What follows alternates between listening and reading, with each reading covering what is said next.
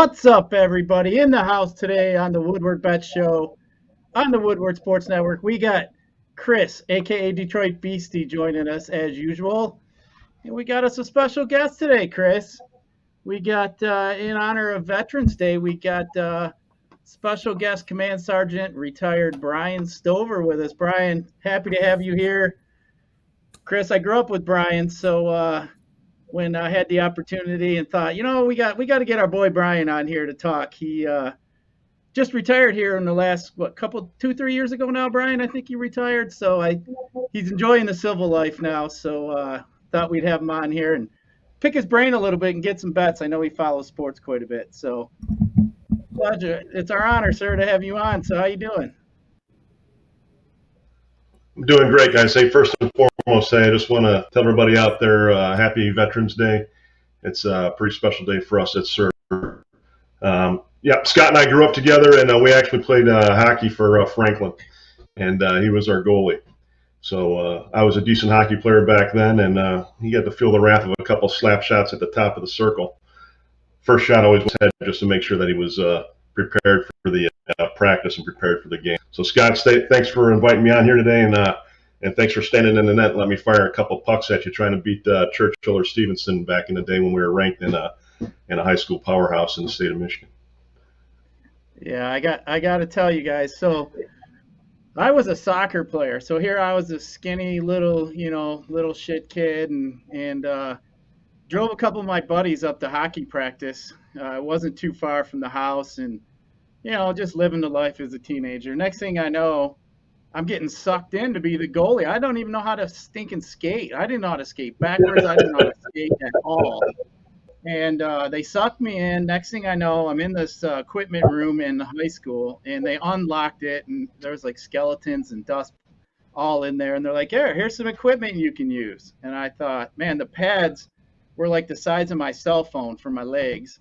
So, and they were thin as can be. But, the thing is Brian's right, man. I get in goal, and the seniors and juniors could all fire them from the blue line, the top of the circle, and they'd be whizzing by your ear and your head, and they're all giggling. And then you get the little freshman and sophomore, and they couldn't even get it off the ice from the blue line. So, I liked when them dudes were shooting at me, but, Mr. Stover here could definitely rip a puck. So, Brian, you went on to further past high school. Then you played some AA, AAA hockey too?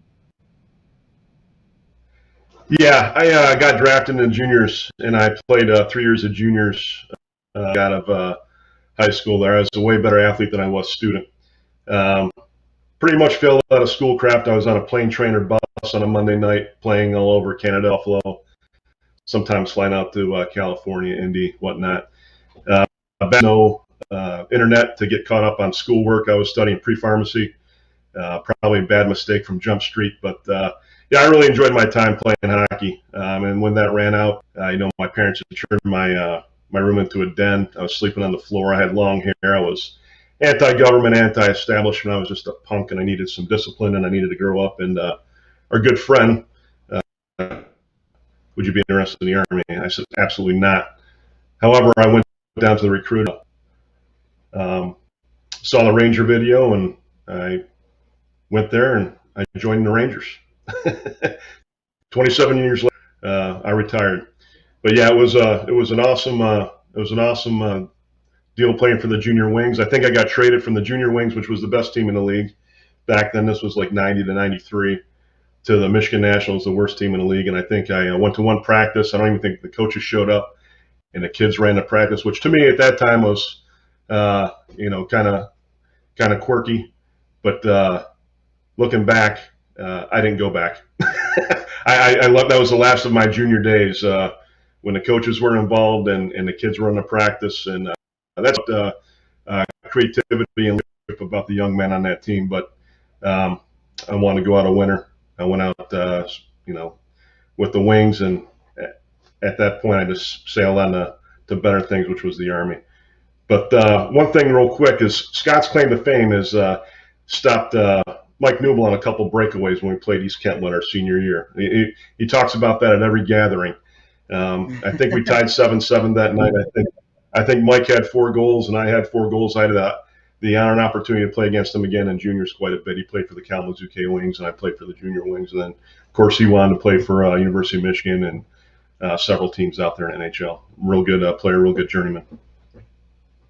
Yeah, that story, he had a breakaway, our defenseman fell down, and everybody in the rink thought, well, this is just a, easy goal as I'm sitting in there and my skinny little pads on, and he thought he'd beat me glove side, and no. So I snagged that thing out, and times were good. And that was my one moment there that I got beat up in practice for. Took pucks off the back. These guys would be in line for drills, and I'm looking out at the shooter, and these fools are bouncing pucks off my back, and there's no pads back there. So they thought that was funny. And you don't have eyes in the back of your head. You got to pay attention what's in front of you. You're going to get killed from puck this way. So those guys were always fun. We had a lot of fun in our days. But Brian, back then, man, there weren't jobs like now. So if you, they just weren't handing them out like they are today. So it was military or go to college or whatever else was the path. But if you decided to go down the beer drinking path and want to do landscaping your whole life, you could do that too, obviously. But definitely, right. So definitely glad that you did what you do. I always tell everybody, man, Brian to me is like a real life hero to me. I would have never been able to do the things he's done, and it's definitely appreciated. But Brian, how is to me, I think a question I always have for military guys, like, what does that Army-Navy game mean to all you guys? Like, even though you're retired, when you're out in the field, maybe overseas, whatever else, like, what does that mean to you guys? Do you guys, like, bet on that? Do you guys, what goes on? Like, what goes with that game? That's a pretty big deal, right? So it's an inter-service collision between us and the Navy. The Service Academy is relevant for 1 week out of the year, right? So they get at the national stage, and it's a lot of tradition. I had a chance a couple of times in Washington, D.C. to go see them play at FedEx Field, and it was an awesome event to attend. Getting the Commander's Cup is a big deal, and it's a big deal for your service. My last deployment, I did 15 of them. My last one, I was all over the place, but my home station was in Baghdad, Iraq, and I was working for a 3-star headquarters, and it was a coalition and joint headquarters. So we had a lot of Marines, a lot of Navy, a lot of Air Force, and of course my commander was a West Point graduate, so he just drove it home on everybody, and it was a real big deal that week. And people were wearing jerseys and writing things on dry erase boards and sending memes, and it was just a real fun, energetic week. Being overseas, we've got a tough job over there. We're away from our family and our friends, and a lot of things that's happening back here in the States aren't relevant for us forward. But that was something that was super special, super energetic, super relevant. We had a great cohesive team. I think we had 76 nations in our coalition, and bringing them in on the fun and having them pick sides. And I'm sure there was a lot of side betting. I can't say that I did or did not participate. All I can say is I had a great time with the team over there, and go Army, beat Navy. Sounds fun. It's fun to watch. Such a spectacle, especially at the end of the year. It's one of my favorites. But I was talking to one of our buddies, and he was telling me, I was asking him, like, hey, give me a question or two to ask Brian. And I was thinking, like, what was your favorite sports moment? And I think it's one of mine too, so I think I know what your answer is going to be, but I want to hear what it is. What's your favorite sports moment? Probably two of them, right? So one of them, 1980 men's Olympic team that really galvanized who I am today. I watched that as an 8-year-old with my father here in Livonia, Michigan, and I remember missing church the morning they were playing. And I was just captivated. Back then, right, we had Channel 2, Channel 4, Channel 7, Channel 50, and Channel 20 with the aluminum foil on the rabbit ears watching the TV. And, I had no idea what hockey was about. And I watched that, and I was just captivated by these young men being brought together under Coach Herbert Brooks. And it was in a bad spot at that time. And it really gave America something to cheer for and be proud of. especially beating the Russians in the playoffs before they went on gold medal. And the second one, of course, is when Probert fought Domi the second time and just lit him up like a jukebox. Probert's my all-time favorite. I wore 24 and I played for the junior wings. I was a decent hockey player in high school. I was a big guy in juniors, and unfortunately, I was a third or fourth line energy guy. And when things went bad, the bench looked at me, and I had to hop over those boards and give some people the hand candy. But yeah, both Probert beating me to regain that belt, and then the men's 80 team was just two big things in my life that I'll always cherish.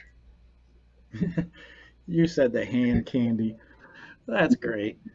But yeah, man, back in them days with hockey, I'll tell you what, it's a lot of fun. And Brian, we got Darren McCarty walking around the Woodward Sports Network, so that's a lot of fun to have him walking around. But he's a treat. He's a lot of fun. Just to kind of hear him talking. He brought up Claude Lemieux the other day because there was something going on, and we were laughing about it. He still holds that as a little bit of grudge, but. So Brian, too, real quick before we get into some sports, I got a question. So when you leave Detroit, you're traveling a lot, you're doing all this. Did you fall in love with any other teams other than our hometown teams? Is there like a main team now, a secondary team for you that you like to call your own? Yeah, that's a great question. Yeah, a couple things, right? So when you're a kid, you're a Lions fan only by proximity and curiosity, right? You really want to see the team win.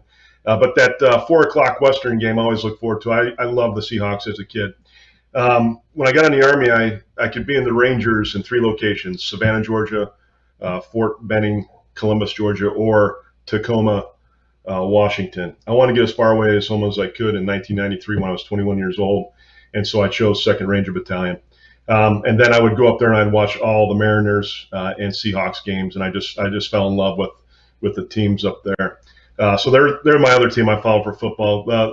Kind of a special story here. The second team I follow in hockey, I always will love the Red Wings, but the Capitals. Unfortunately, on my 31st birthday on the invasion of Iraq, myself and my recon team got pretty racked up out there, and all of us were critically injured, and we found ourselves back at Kuwait and had a surgery. Went to Rota, Spain, had a surgery. I think I woke up at the airfield there in Washington, D.C. in a gymnasium, and then they shipped us over to Walter Reed. And Ted Leonis was the owner of the Caps, and he came upstairs and he says, "Hey, if you guys can come down tonight to our game, we're playing the Pittsburgh Penguins in a playoff game. We'd love to have you there, and I'll have transportation here, and we'll put you guys up in our suite." So like 3 of us made one person as we put our arms around each other and hobbled down to the Red Cross vehicles, and they took us to the Verizon Center, and it was by far none the best time I've ever had at an event. It was carte blanche. You walked in and you had all the stuff laid out for the folks that had deployed, and then they played the national anthem, which still I have a hard time hearing it and watching it today. I kind of tear up along with the taps. But they played that. And they played about a 3-minute video of both the efforts over there in Afghanistan and Iraq, because this is still fresh of the global war on terrorism. And then they panned the camera up to where we were at, and you can see some of the folks had been gunshot wounds. Some folks were amputees and whatnot, but they were having the times of their lives, and it was because of Mr. Leonis that was allowing us to come there that night and recognizing sailors, soldiers, Marines, airmen. In that capacity. And I was stationed in D.C. for 5 years, and I would always take my cap sweater with me to work and then get off at Chinatown, run up the stairs, wait for after the national anthem, scalp a ticket, run inside, grab 2 beers, and watch the game. So the Cap are probably my favorite team these days because of that special moment and the time I spent there. They have a great thing for their military. That's awesome. That's really awesome. Chris, do you got got any questions or anything for Brian before we dig into the sports? Anything you want to? I don't want to leave you out here. I just figure if you want to No, ask a question, go.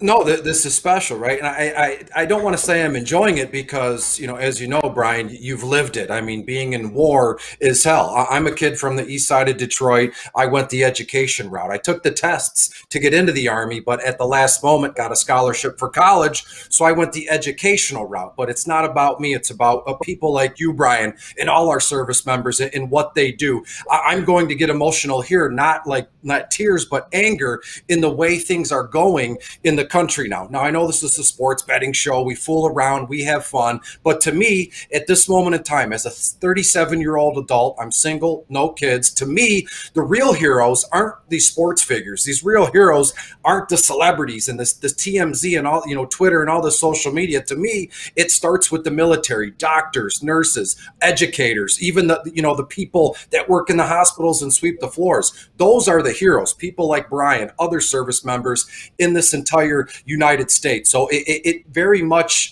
it angers me in a way where I have to kind of turn it off because I don't want to get in over my head here or say something silly. But someone like Brian and all your other servicemen and women that do what they do to keep us safe. I'm sitting here now broadcasting with you two and Woodward Sports because of folks like Brian and all the other people across the world that are stationed elsewhere, people from this country, the United States. And I had one of my good friends since we were kids. He went and joined the Army and he did 2 tours. He came back. He's healthy, which is a great move, but it's a special place. If you're from the United States, of white, black, red, brown, it doesn't matter. If you're in this country, the United States, you have to look to the sky, an American flag, and say your prayers and thank people like Brian. So it's been a treat to hear you talk, Brian. And again, as an East Side Detroit guy, born and raised here, we kind of poke fun, oh, you're born and raised in Detroit, but you don't like the Lions. You're born and raised in Detroit, but you don't like the Wings.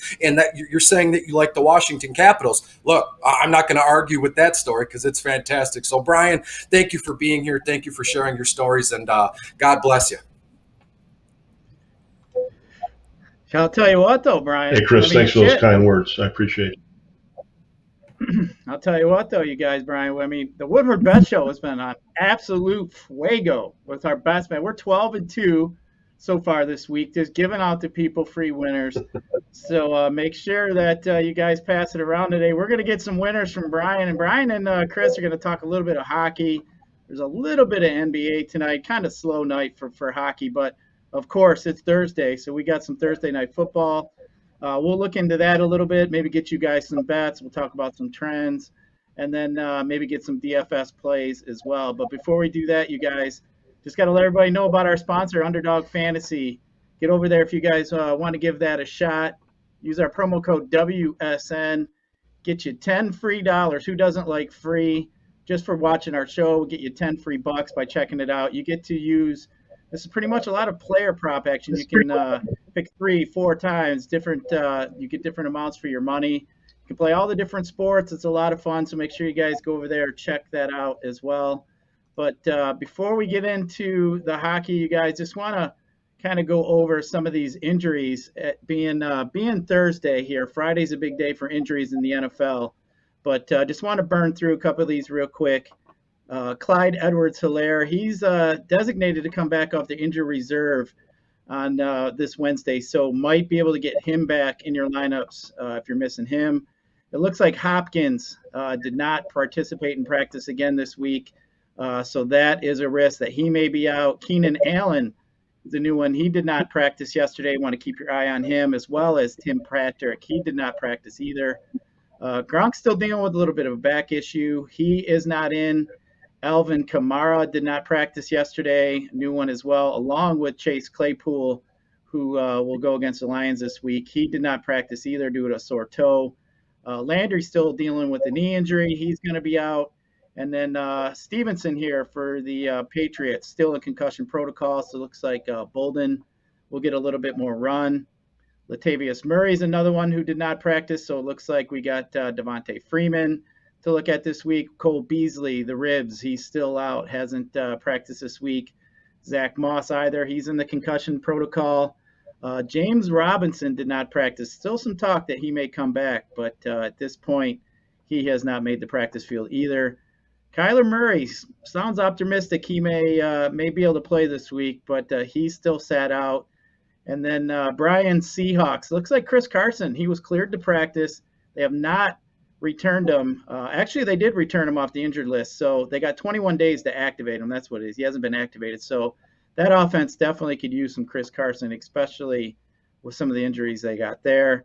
And then Kareem Hunt is not going to make it back. So sounds like if Chubb does not make it off that COVID list, it sounds like Dearness Johnson will be a guy that we're going to have to look at. But Chris, we got 3 games in the NBA. I can't say here, just kind of looking at as far as DFS, obviously you got Embiid will be out there tonight. Mitchell are a few guys. But as far as any kind of bets, I was looking at it. I do have one here that I'm going to give out, and that is the Indiana Pacers in Utah Jazz under 216. It started at 219, and it's down to 216. I still like that at that number. But Chris, is there anything here as far as NBA that you like? Any bets, anything like that? If not, we can just move right on to NHL.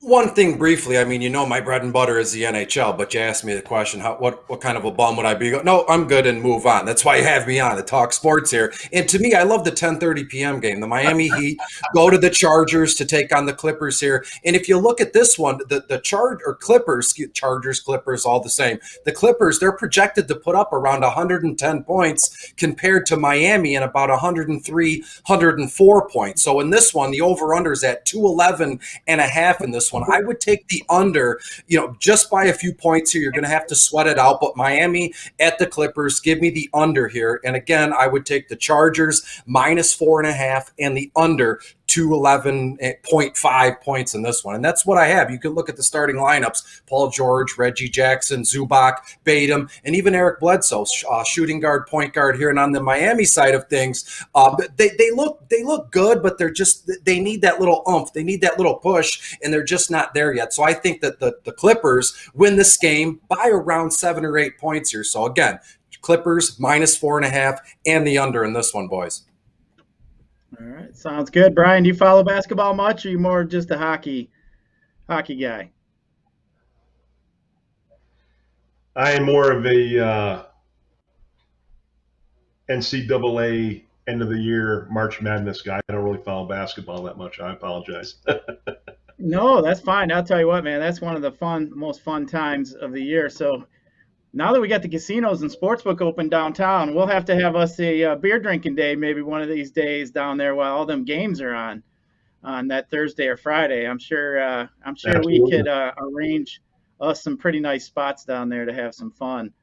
But so we do have some hockey. There's a lot of games in hockey tonight. It looks like we got 11 games.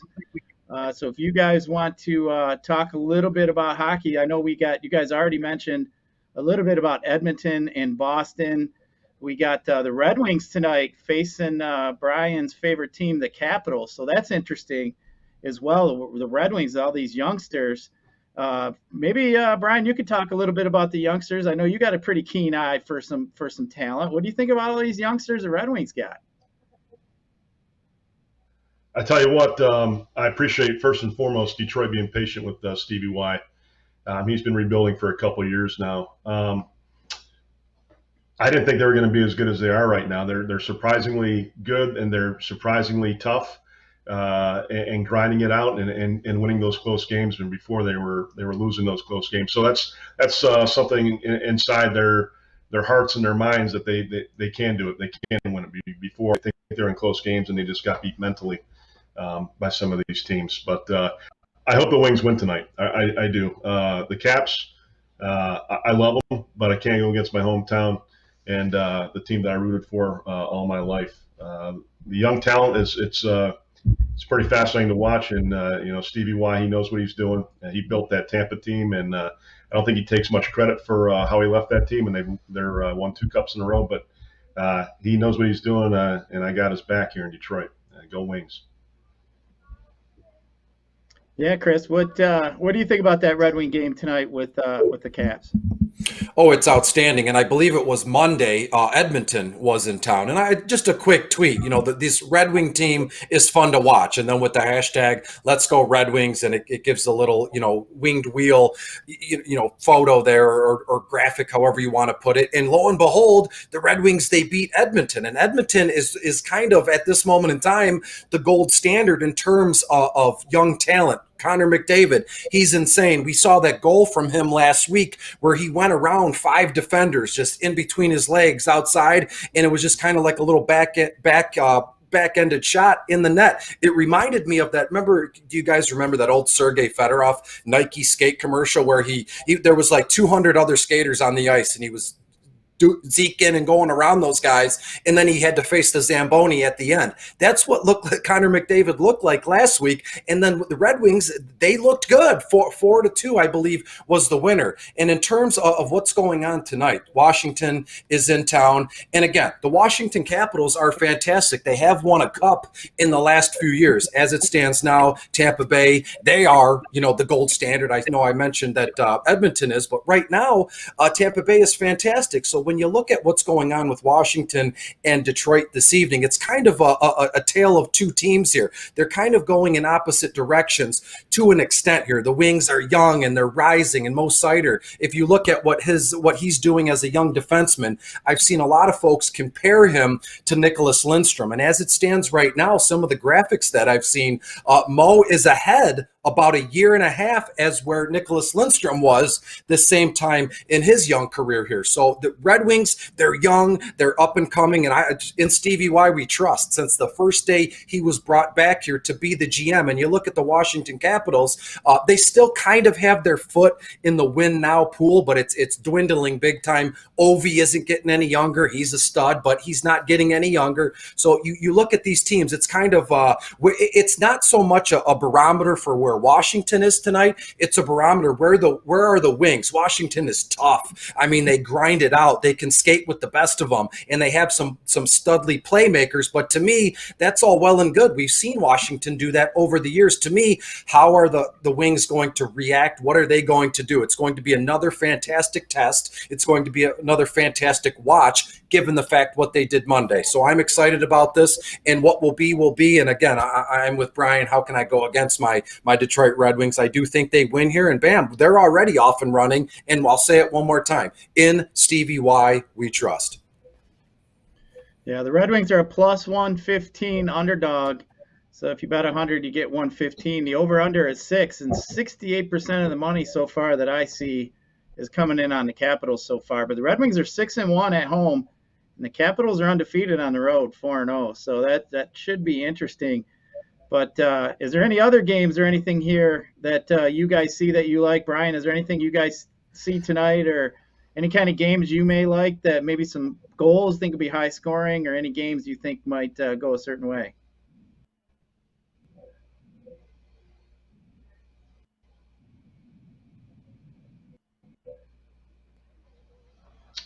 Real quick, I like the Islanders and Devils. I think that's going to be a very tough game. I love Trotz. He's the one who took the Caps to the Cup. And unfortunately, didn't stick. I think the Caps would have won maybe 1 or 2 more with the talent that they had. I agree with Chris. Their talent's dwindling. But the Devils are surprising. They were not supposed to be as good as they are, and they've been beating some tough teams. So I think that's going to be a close one. I'm going to take the Islanders because back in the day when I was watching hockey for the first time in 1980, back then the Islanders won 4-0. Bob Nystrom, Trottier, Billy Smith. So that's kind of an old team that I would follow, and I think that they're going to pull it out tonight. The other game I like is the Ducks and the Kraken. I think the Ducks might be 6-4, but they're playing the Kraken at home. The Kraken could use a good news story, and see Seattle with their new team out there. I think the Kraken's going to take that. All right, sound good. How about you, Chris? Any games that stand out to you, betting wise? Any kind of DFS that you might be looking at? Yeah, absolutely. And I'll breeze through these because I have about 6 of them written down, and we would be here for 3 hours the way I like to talk about hockey and dig deep third and fourth lines in terms of DFS here. But everybody on earth is going to be on the Edmonton at Boston game. That one sits at the over under of 6. That's easy money, but that's no fun, right?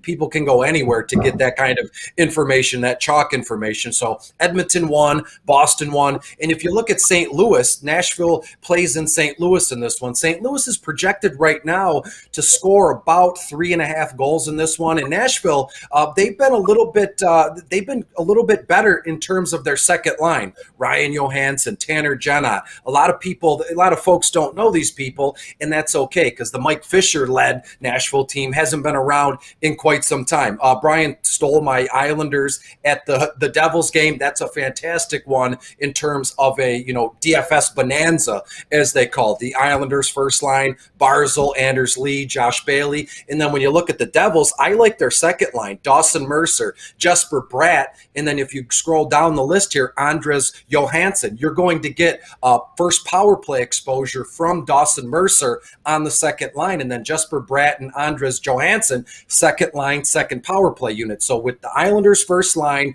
and the Devils second line, you get exposure to the first line, second lines, and all the power play units here. And one game I do want to mention here briefly, as I told you I would, but I kind of go down a long-winded rabbit hole here. It's the Florida Panthers heading to the Pittsburgh Penguins here. Florida has been kind of like a sweetheart so far this season in terms of DFS. Their first line of Barkov, Anthony Duclair, and Carter Verhaeghe been fantastic. They're all cheap, but I shouldn't say cheap enough, but they're right at the cusp where you can afford Florida 1 or Florida 2, and then you can kind of run it back with, say, Edmonton 1 or Boston 1. And then on the Pittsburgh side of things, I love the fact that Jeff Carter has been centering their first line, first power play unit with Jake Gunsell and Brian Rust here. So you can't go wrong with Pittsburgh 1. You get the first line, you get exposure to the first power play unit, and it's all gravy in there. And then briefly, I won't keep you any longer than this. You can see how I get out of control when I'm talking hockey here. And that's the Minnesota Wild at the Vegas Golden Knights in this one. Minnesota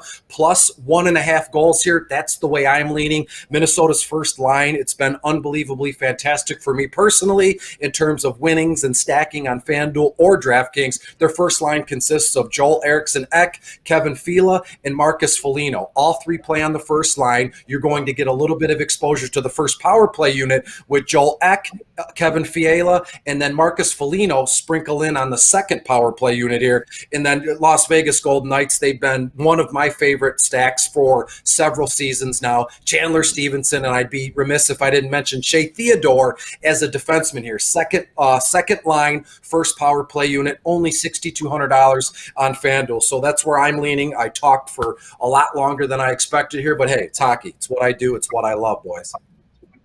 No, that's all right. Hey, where else do the people get hockey information like this? Usually everybody's talking basketball or football and everything else, but obviously football is king. And we do have a Thursday night game tonight. We got Baltimore traveling down to Party City, Miami, for a game tonight. Miami is plus 7.5, 46.5 is the over/under in this football game. Some trends here that stuck out a little bit. The under is 5-1 in the Ravens' last 6 road games. The Ravens are 1-5 against the spread in their last 6 games as a favorite, and the Dolphins are 4-1 in their last for overs in their last 5 games on grass, and the Dolphins are 1-4-1 against the spread in their last 6 games. But Chris, how about some DFS plays? Is there anything here you're looking at, maybe as far as like a captain? I know Brian doesn't play too much DFS, so he's probably wondering what we're talking about. But captain play in DFS, you usually get 1.5 times the point. Little fantasy football on just the game tonight. But Chris, who do you got for a captain for tonight? Sure, you might have to cut me off if you look at my list. I got the high, so you might have to cut me off because I could do this all day as well. But I'll keep it short and sweet. There's just no way around Lamar Jackson tonight. Miami, they're 27th overall against opposing quarterbacks. Lamar, 17,500 on FanDuel, $13,800 on DraftKings, and these are flex prices. I believe last I looked on DraftKings in the MVP spot or the captain spot, he's over $20,000. I mean, that is insane to me. So again, you're going to have to anchor your roster with Lamar Jackson, which is fine. If you're going to max enter contest, max enter 150 lines, 100 lines, then you can get a little contrarian, get a little wild, and get away from Lamar Jackson. But as it stands now, if you're only playing 5, 10, even 20 lines, I just see no way around Lamar Jackson here. The running backs, it's a wash. I could go this whole evening without rostering a running back. Gaskins, Ahmed, Le'Veon Bell, Devonta Freeman, none of those are moving the needle for me. To me, it's about 2 wide receivers and both the tight ends. I want to start at Hollywood Brown, Miami. They're 30th overall against opposing wide receivers. Hollywood, $13,500 on FanDuel, 11 grand on DraftKings. I have Hollywood for about 8, 9 targets, 5, 6 receptions, 80 yards and a touchdown. And to me personally, guys, I think that's his floor, 75 to 80 yards and a touchdown as his floor. I also love the rookie in Miami, Jalen Waddle. Baltimore is a little bit more stout than most against opposing wide receivers. Waddle, 12 grand on FanDuel, $8,200 on DraftKings. Maybe this isn't a popular opinion, or maybe I'm speaking, cookie cutter stuff that everybody else is saying, but I have Waddle for almost Waddle and Brown at almost identical stat lines, 8, 9 targets, 5, 6 receptions, 75, 80 yards, and a touchdown. So to me, I'm starting my roster this evening with Hollywood Brown and Waddle. Put one in the MVP captain spot, one in the flex, and vice versa. I'm doing the same exact thing with Mark Andrews and Mike Gesicki here. Mark Andrews in Miami, they're 18th overall against opposing tight ends. Andrews, 13 grand on FanDuel, $8,800 on DraftKings. And then Gesicki against Baltimore. Baltimore is 31st overall against opposing tight ends. Last I checked, there's only 32 teams in the NFL, so that means Baltimore's at the bottom of that list. So Gesicki, $12,500 on FanDuel, only $7,400 on DraftKings. And much like Hollywood Brown and Jalen Waddle, I have Mark and Gesicki for almost identical stat lines as well. And I know you might be saying, what is this? What did we come to the circus? You're saying the same thing over and over again. I'm just being honest with everybody here. This is the way my research has led me, my notes and my research. I have both Andrews and Gesicki around 7 to 8 targets, 5, maybe 6 receptions apiece, and you're looking at about 60 to 65 yards, and each one of them scores a touchdown this evening. So to me, it's all about Hollywood Brown, Jalen Waddle, Mark Andrews, and Gesicki. And then after those 4, you should have a couple bucks left over to do whatever you want to do, and you can go from there. Thank you. Yeah, I think in this game here tonight, it's going to be pretty high scoring. I actually love the over in this game tonight. The Ravens allowed the second most passing yards in the NFL, and Miami actually has the second most passing attempts. So should line up well for Miami. I do like Waddle, a guy that on the lower end you guys might want to think about is Duvernay from Baltimore. The guy is just really quick. But that Miami offense is pretty much a funnel.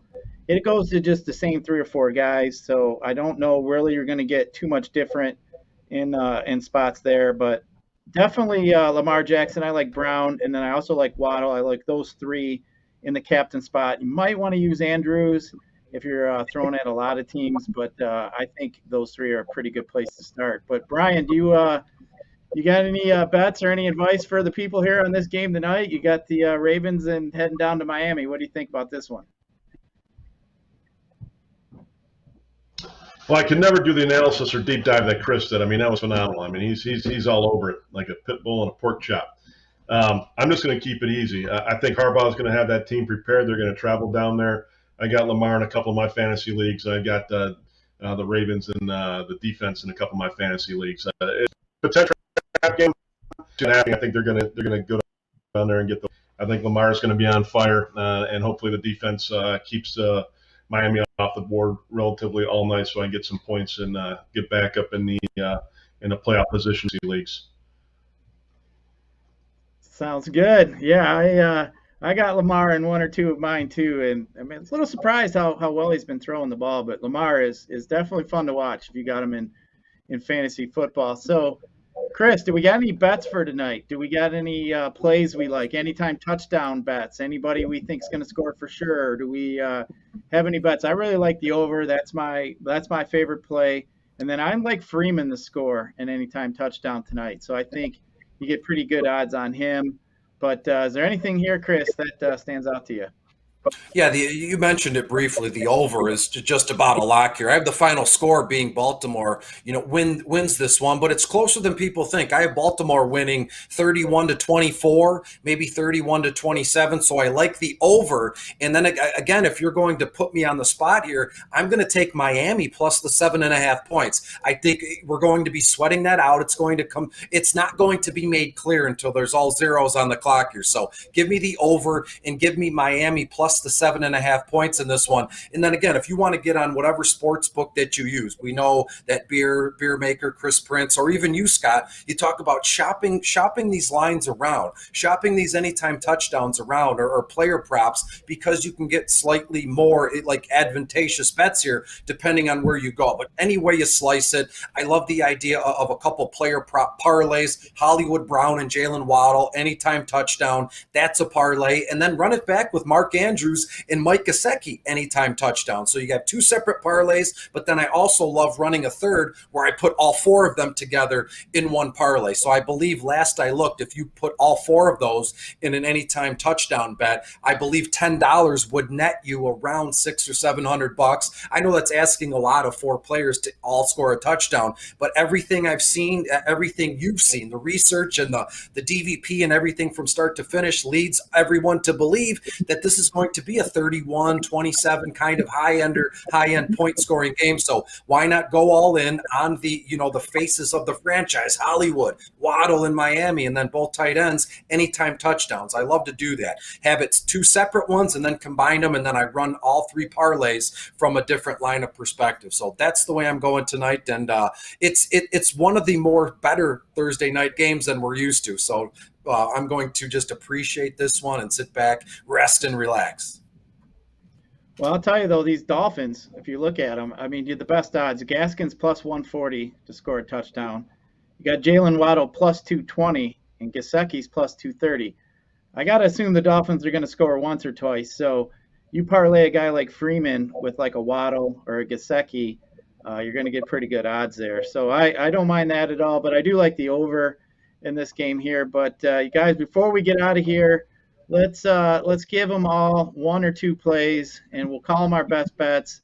If you're comfortable giving two, you can give two. If you want to give one, you give one. But for me, as you guys already had heard, I do like that NBA game. I like the under in that Utah-Indiana game sitting at about 216. So that is going to be a play. And then my other play for the NFL tonight is going to be the over in that game tonight down there in Miami. But Brian, go ahead. What do you got for the people here on your best bet on this Veterans Day?